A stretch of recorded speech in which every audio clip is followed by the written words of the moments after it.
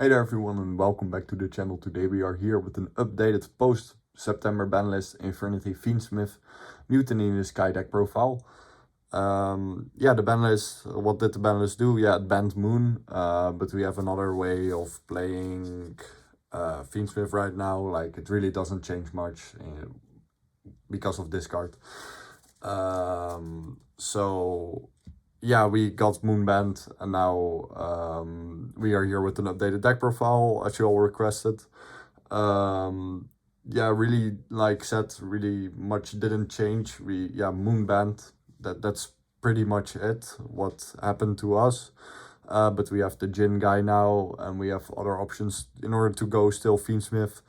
That in this deck profile, I'll just theorize about my thoughts right now, why I'm playing certain ratios and stuff, of course, just like always. Post banlist deck profile, also probably post dude format, but we will see how that format will envelop. I might make an updated profile when Dude releases. Not that anything happens big for Infernity in that set. We do get the MST archetype, which is pretty nice. Not for this variant, but just a brand new variant, which I'm also really hoping to showcase as soon as possible when I have that engine, because there's a lot of to do with that engine. Nevertheless, much said. Let's get into the deck profile. First, I want to shout out to the Infernity Discord, like always. Be sure to join in the link down into the description for the best community ever, of course. And thank you all, of course, so much for your support.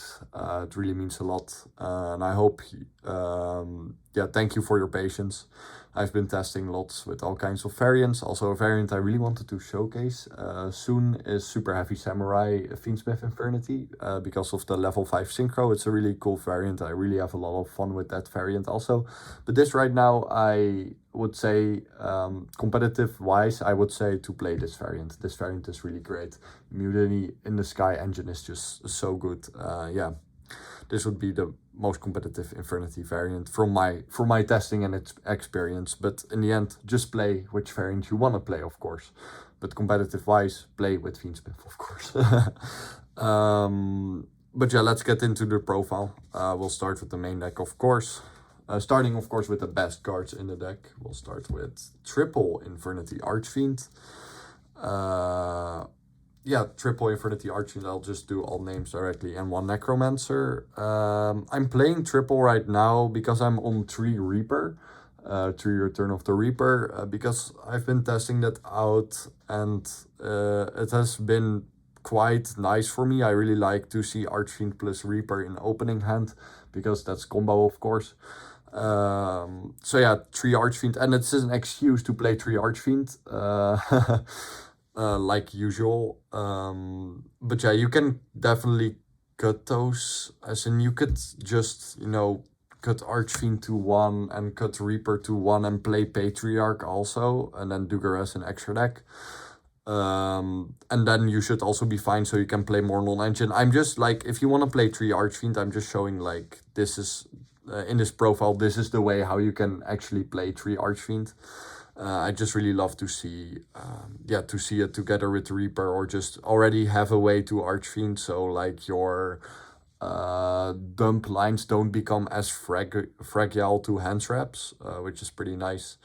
It's just an excuse to play 3 Archfiend. It is nice. I really like both ways. So to cut Archfiend to 1 and play Patriarch. And then just 1 Reaper, 1 Launcher, 2 Barrier. I really like to up the Infernity engine always as much as I can. And this is like still really viable, and I still really like it. Both ways, like said, is pretty nice. I wouldn't say there's a better one.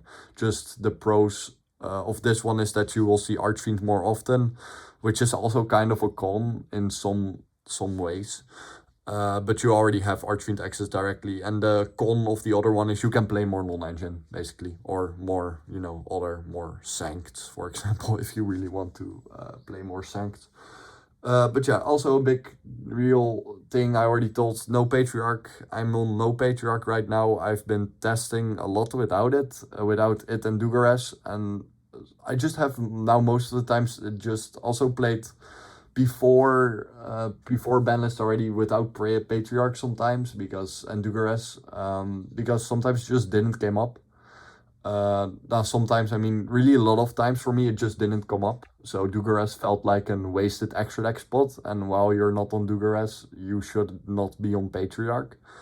So yeah, basically I've been testing without Patriarch and Dugares right now, and it's been going fine. If you still feel like, oh yeah, it still feels fine for me to play Dugares Patriarch, go for it. I would definitely say go for it. Right now, I've been testing without it, and it's been going pretty smoothly, and I will also show in the test hands and stuff, and in real life gameplay matches, so that, one Necromancer, you should always play one Necromancer, no more than one Necromancer, except if you're on a Synchro build, or if you're on Duke of the Mice, then I would play a second one, but for now, one is fine, you don't want to open it. Then for spells, one launcher. Where the fuck is it, Konami? How is this card still at 1? But yeah, another format, another 3-4 months without 3 launcher. I don't get how it's still at 1, but yeah, 1 launcher because it's launcher. But where is it at 3, Konami? And then, like spoiled already, we are on 3 Reaper, and we already kind of really explained why we are on 3 Reaper. I just really like to see Archfiend plus Reaper in opening hand, and just a revival spell is always good. Post siding, I always, like most of the times, just side out to Archfiend and to Reaper. So you can fit more non-engine, which is fine. Like said already, that's fine.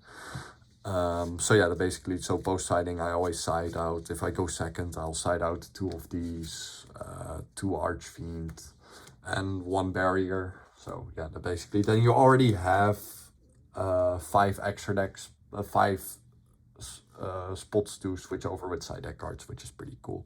And that has been going smoothly for me. So yeah, basically, if you need more explanation, let me know in the comments. And then already, like said, double barrier, not on break, because we are on Desiree, so most of the times your back row is already full with 2 barrier, with Agnum Day, with sequence, and then just whatever other spell trap you opened, and also like you already have an insane endboard break is just overkill to that endboard. If you're not on the Desiree, which is also an option to not play Desiree, Agnum Day in Paradise, then I would suggest to play the barrier, the break, I mean, the break. Because you strengthen your endboard and you don't have Desiree on your endboard. So I would play the break, you know. It's basically a 1-for-1 trade with in Paradise because both are bricks, basically. So yeah, that basically, I would do that, then play break if you are not on Desiree, which I will explain when I go into the extra deck what you can play instead, because I also have a way to play this without Desiree, Agnum Day, so you have more flex extra deck spots, you know. But yeah, that basically, I wouldn't play, if you're on Desiree, play break, because yeah, you already have enough of one-offs you don't want to see. Barriers, just your insane trap, of course, only negate, not once per turn. Never play 3 barrier though, always play 2 barrier, 1 break, because like I always said, if your infinities get outed somehow, you still have break. But yeah, in this variant, like said, like explained, don't play break really. Because it's overkill. Then next up, for basically Infernity names, we have Triple Tour Guide, your main starter, in order to get into, to summon Buoy from deck. And like the main play right now is normal Tour Guide, special summon this from deck, overlay into Jin, link into Requiem, because Jin is a light fiend. And then Buoy will trigger in order to search Mutiny in the Sky, because it triggers anywhere. It doesn't say if this card is sent from the field to the graveyard, so it will trigger. But yeah, that basically Tour Guide's your main starter. You want to see it in your opening hand. If you open multiples, you have ways to get rid of it from hand. Mutiny in the Sky, Mutiny in the Sky has an insane second effect that can send a fiend from the hand to the graveyard in order to add it back to your hand, and then you can just set Mutiny, which is already nice. You have Muckraker to discard, you have About to discard. You have so many ways to empty your hand. Tracked also helps with emptying hand and stuff. Emptying hand hasn't been a problem for so long already. And then we play 3 Buoy because it's an extender. If you open it with any fiend, then you can still combo, of course, because you search Mutiny. Sure, you cannot go into Fiendsmith, but if we play like the max Fiendsmith engine, in my opinion, in this variant, so you will probably always see Fiendsmith in your opening hand nevertheless, and otherwise you will see Torguide, and that also is already Fiendsmith combo. But yeah, Buoy, Insane Extender played at 3 for sure, same with Torguide. You want to see them in your opening hand. And if you see Buoy already in opening hand, you can just summon Necromancer with Torguide already, or just, you know, any level 3 fiend you opened in your hand already. You can also, if you feel like, oh no, I can't empty your hand, which most of the times you can. But yeah, that basically. Then we are playing 1 Stygian Street Patrol, 1 Sharvara. Yeah, Stygian Street Patrol is kind of a brick, but I really like to tag this as a one-off in, because we are playing 3 Archfiend, and sometimes you just don't see Reaper. So if you see Archfiend, you can just dump Stygian instead. But why are you not on Harris then? Because Harris doesn't feel needed at all. It just doesn't. Harris is nice. You can play it for sure if you feel like, oh yeah, I feel safer with Harris in deck. But really, most of the times, if you then don't see Archfiend, you just dump Archfiend and you revive it with your countless revive options in your extra deck. Stygian I will side out going second. It's just a funny techie one-off. I really love Stygian, of course. He's a goat. But yeah, I really love to tag it in as a one-off, and it's been going pretty nice for me. And if I open it, I most of the time just see it with Buoy in the end. And then if you don't see Torguide, you just normal summon it, you know. And then Sharvara, of course, for Unchained Lines. Unchained Lines, making it so you can play through Draw, because you can then dump this with Aerial Eater, add it back with Yama from Graveyard, and still make Caesar Rage on your end board.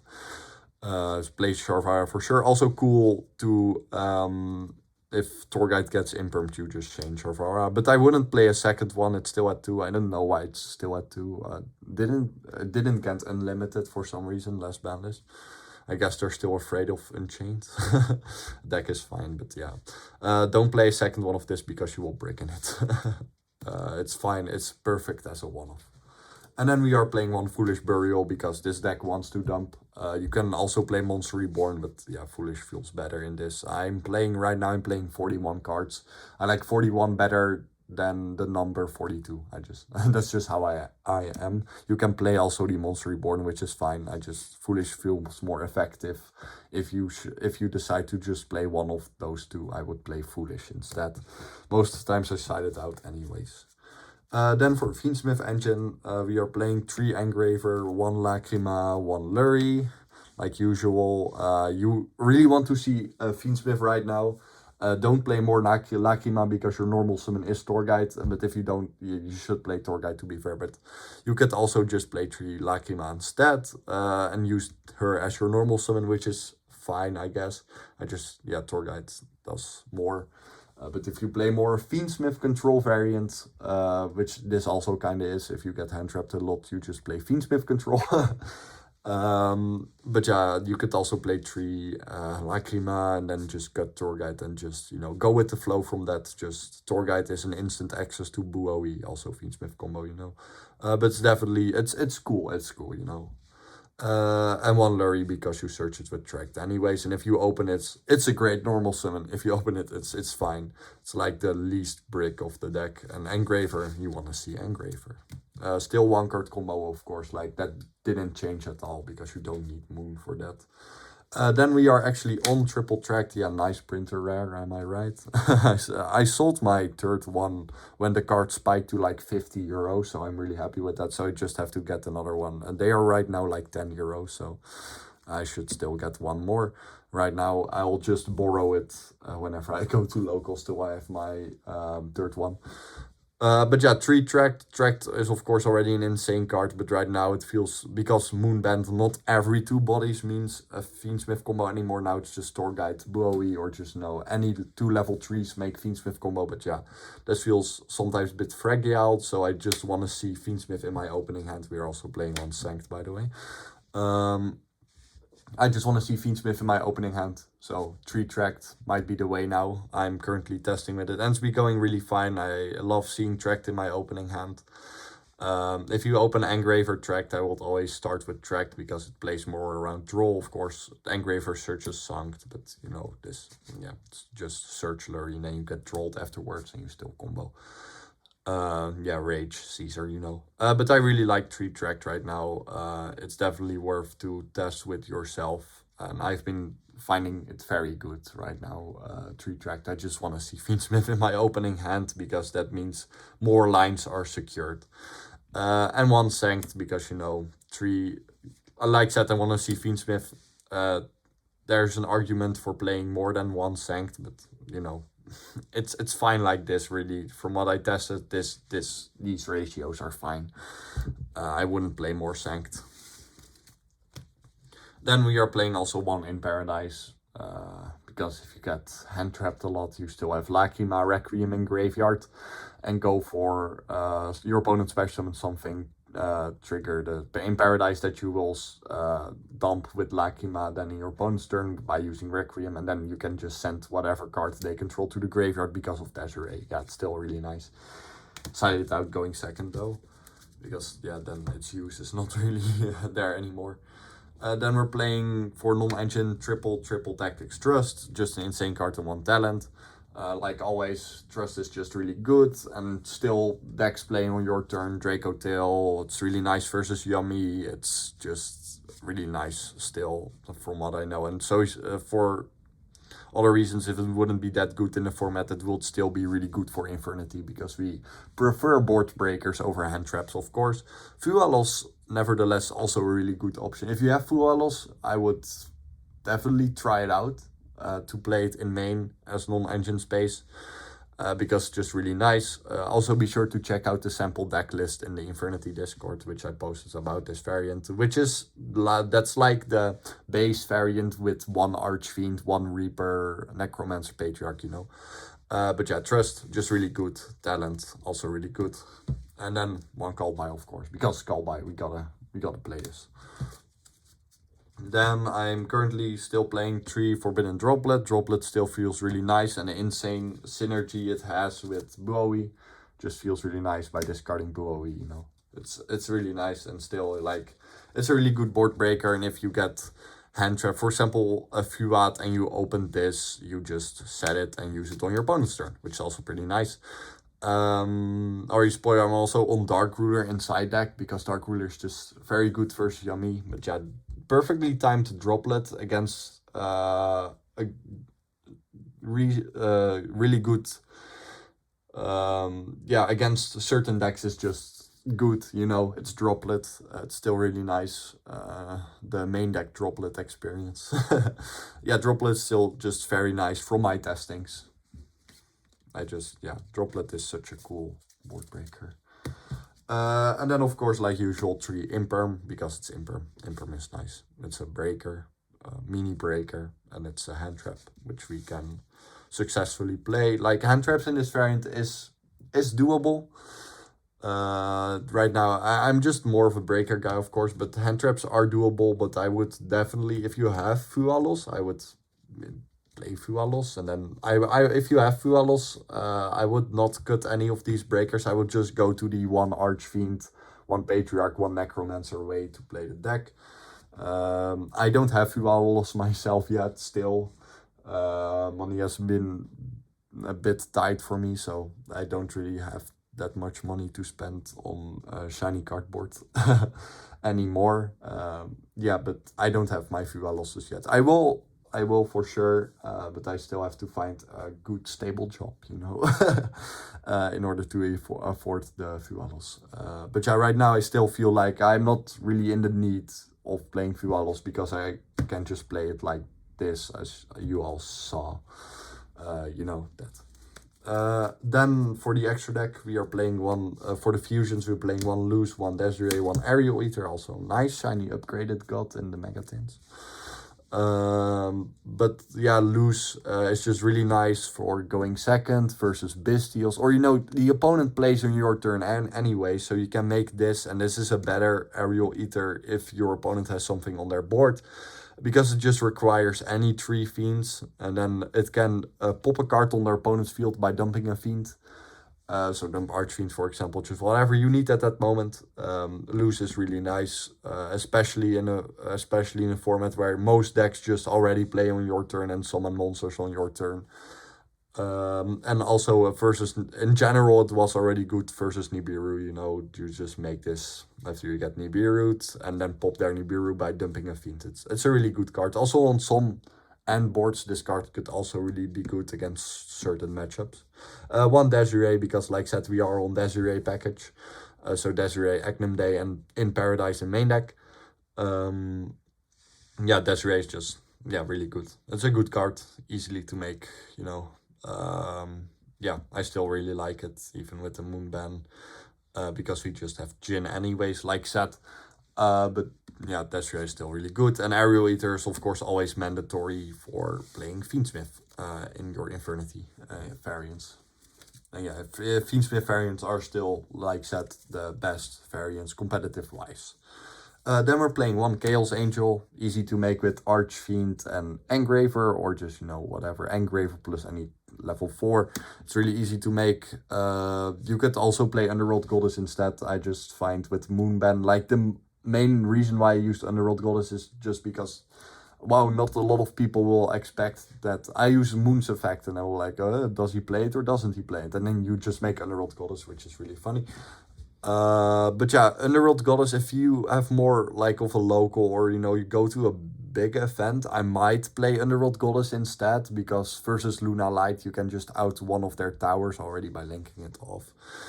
But yeah, Chaos Angel right now is just really good. Chaos Angel pass is still really good if you get hand trapped a lot, because some decks just cannot out the Chaos Angel. Then we're on one Wave Viking Caesar and one Jin for Xyzes. By the way, if you are on Dugares, cut Chaos Angel.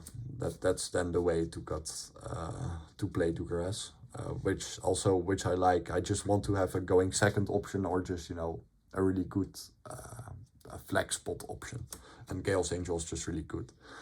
Wave Viking Caesar, because Fiendsmith, you just want this on your end board, and it's really easy to make, still under draw, of course, like explained. And yeah, this is the new moon. This is the new moon, like already explained and shown in my latest other video. Please watch that. That's just theorizing about Infernity post ban list, and already showing you some one card combos, which I will also show in my combo guide video for this variant, how to combo with this. But yeah, it's pretty easy. It's basically just a new moon. Then we're playing one Abao. Abao, great card. Good going first, good going second. It's really nice extension that it gives. Yeah, good fiend monster. Then we're playing one Agnum Day. Yeah, we can just get the Fiendsmith package. Boink, boink. Yeah, this basically. And then, of course, like for standard Fiendsmith engine in Infernity, you play this. And then most of the times you are on tour guide anyway, so this also. And otherwise, like in super heavy, you make the level 5 synchro. You can make Exiton if you play a more 4 based variant. But yeah, that basically. And yeah, Agnum Day is for the Desiree, of course. Easy to OTK, and you can play easier. If you get hand trapped a lot, you can play easier Fiendsmith control with it. You know, it's really good OTK enabler, and just in general, great revive option. Yeah, Agnum Day is just really solid. Sequence, of course, and Requiem are mandatory. Then we're playing one Yama, one Rage, like I already said. Insane endboard piece. Yama, just good. One of the best fiend links of all time. Always play these because they, like explained, they play around draw. Because you just dump Sharvara, and then you will, like, you know, end on this and Caesar. Why not the Enchain Trap? Because it's a brick. I never ever need it myself. If you want to play it, sure, but most of the times you're using Sharvara anyways to make Caesar in a late stage. Or you just use Sharvara for anything else. I never link this off. And if I do, I just revive it with Abao or Muckraker. Speaking of Muckraker, one Muckraker and also Cross Sheep. And then last of all, SP, because you make this with Rage and just SP in going second. Cross Sheep keeps the Engraver 1-card combo, of course. Muckraker, Insane Fiend Link, helps with extension and just also cool on your end board against certain matchups. Yeah, you could Cross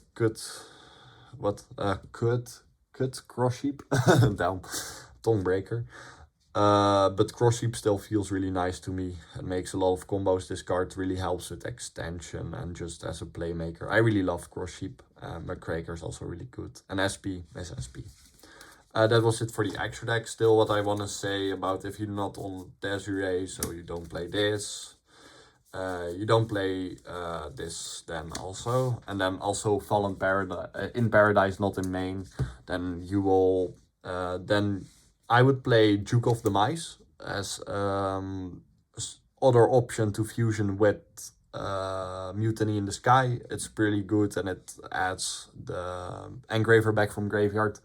Duke is just a really good card. And Agnum Day would then be Dugares. And then you play Chaos Angel, of course. So yeah, basically if you're don't want to play Desiree or, you know, both ways are good. I really like both. Last locals before Banlist, I didn't play with Desiree Agnum Day. I played Duke and yeah, Dugares with Patriarch, and that went smoothly. I really like this. And also in testings with this variant, I really also like these two. Then for the current side deck, I don't know really much about the current format right now, but right now what I've been testing versus the most meta decks, where triple Dark Ruler is just really good versus Yummy, and versus good timed versus Draco Tail, and just in general versus rogue decks also. You still see a lot of rogue decks. So yeah, Dark Ruler is still really good. I don't know yet about Droplet. Switching Droplet to side and play Dark Ruler main yet. I don't really know. It really depends on what my local's gonna play. But maybe if you are planning to take this to a big event, I don't, sadly the big events ended a bit in my area, but we will have them soon again, and then I hope to participate in one again because my schedule has been really tight. So yeah, I would maybe then switch Dark Ruler to Droplet, but then, yeah, I will have to see. I have to see how much Yummy is gonna be played, and, you know, Dark Ruler is just good, Droplet also good. I just don't know really yet. Then we're playing triple Lightning Storm. It came back to 3. Yes, I don't have a third one yet, but I will get my third one Thursday. So, yeah, Lightning Storm back to 3, really good board breaker. And it's back to 3, so I would play 3. It's really good board breaker. It has been already before Banlist, and now it's even better because you can play 3. Next up, we're still on triple Salesman, which could also be a main deck option. I just really like, if I am versus Draco Tail or Vanquish K9, I really like, for example, to call either Ripper with it. I will call Lupus with this versus K9, because then they can't exceed on your turn. And versus Draco Tail, you call the, what's it called, the woman that fusion summons from hand. I always just, Feminia or something. I like to call that because then they have to activate it directly. And then their fusion basically does nothing because the one destroys and the other one bounces, and then you always start with this first, so they don't have anything to pop or bounce. So yeah, Salesman, still pretty great. I really love to use this as a tech. I always side it in going first most times, and sometimes I like to play one going second, because it can just out one of their annoying cards on their end board. Then we're playing one Duster. Duster is still, you know, good trust target. Still a lot of decks at back row. Triple Evenly together with Droplet is my favorite board breaker. Yeah, Evenly is just, you know, always been an Infernity staple, of course. Most of these are, of course. But as in, Evenly perfectly timed to get around against some decks is still really good. Against rogue decks, this card just claps, and against yeah, certain decks timed good enough, or if you see 2, it's really good. I really like the Evenly. Evenly is like the Spanish Inquisition.